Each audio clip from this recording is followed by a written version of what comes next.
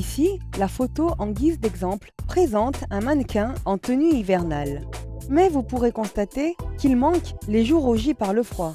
Observez simplement comment le formateur s'y prend pour appliquer cet effet.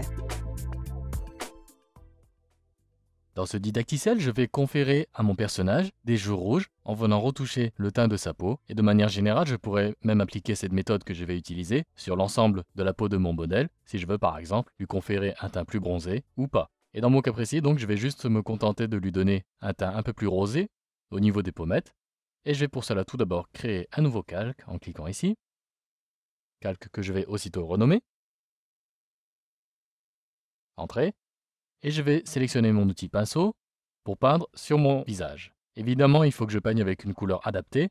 Alors soit je peux cliquer ici et venir piocher une couleur dans mes tonalités rouges, comme ceci par exemple. Je peux cliquer sur OK. Ou alors je peux me servir de la pipette et piocher déjà une couleur qui existe dans mon image afin de me rapprocher au plus près des tonalités de ma photo. Je vais par exemple saisir, pourquoi pas, une couleur au niveau du bonnet, de cette manière. Et peindre avec cette couleur. Je vais appuyer sur B, qui est le raccourci clavier pour le pinceau, et je vais peindre tout simplement sur mon image. Je pourrais d'ailleurs utiliser un diamètre un peu plus grand, comme ceci. Allez, encore un peu plus petit quand même, de cette manière. Évidemment, là, le résultat n'est pas très réaliste. En effet, on va jouer sur l'opacité de mon calque, ainsi que sur son mode de fusion. En cliquant sur ce bouton, je vais tout d'abord définir une opacité un peu moins élevée quand même. On va laisser à 44% pour l'instant. Et on va jouer donc sur les différents modes de fusion. En les faisant défiler, j'en sélectionne un. Et avec le curseur de mon clavier, je les fais défiler un par un. Et il est toujours intéressant de voir le résultat qu'on obtient suivant les différents modes de fusion qu'on aura sélectionnés ici. On peut des fois obtenir d'étonnantes surprises. Mais là, dans notre cas, on va essayer de sélectionner quelque chose d'assez réaliste. On pourrait par exemple se contenter de lumière tamisée, pourquoi pas. Lumière ponctuelle, le résultat n'est pas très visible, donc on va passer à autre chose. On arrive évidemment à teinte saturation qu'on pourrait utiliser.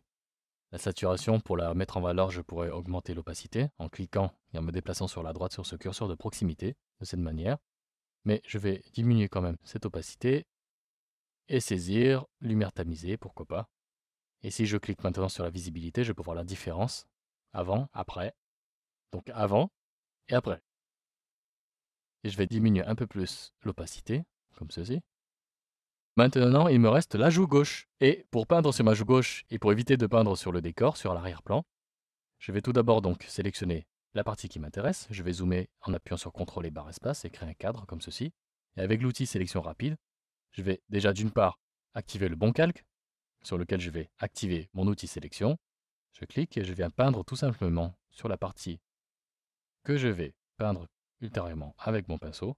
Je sélectionne rapidement les contours de ma joue grâce à cet outil sélection rapide.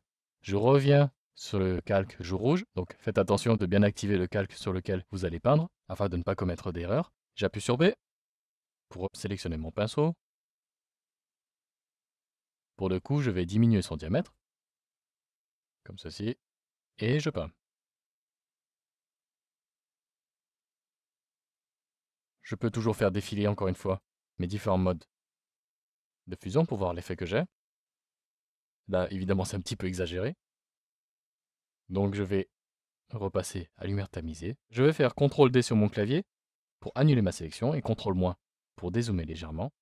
Et si je décoche la visibilité, je peux voir que j'ai conféré à mon personnage de jolies teintes rosées au niveau de ses joues, que je peux évidemment accentuer